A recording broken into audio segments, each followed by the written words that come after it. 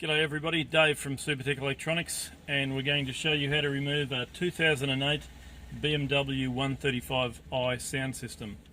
You will need 3 tools, one Phillips head screwdriver, one T-Torque 20 screwdriver, and a butter knife or a plastic spudger.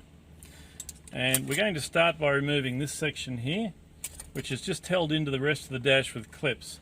So you'll need to get your butter knife or plastic spudger under it and lift it one bit at a time until it comes all the way out. And we're just going to put that to the side. Okay, next thing we're going to do is remove this whole section here. These 2 parts plus the bottom 2 parts come out as a whole. You'll need to get your spudger between the dashboard and the unit, and you'll need to loosen it like that. Okay, and you'll need to remove the black cable and the silver cable, and then we'll put that whole thing aside.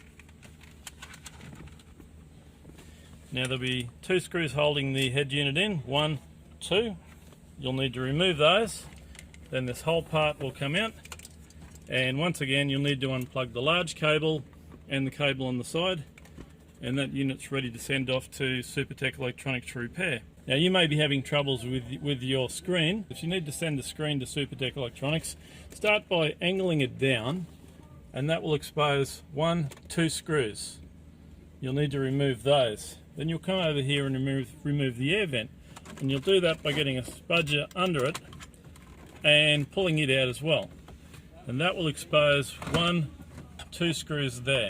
You'll need to remove those. Once you've got those out, this whole screen will pop out. Once again, you get a spudger under it and loosen it.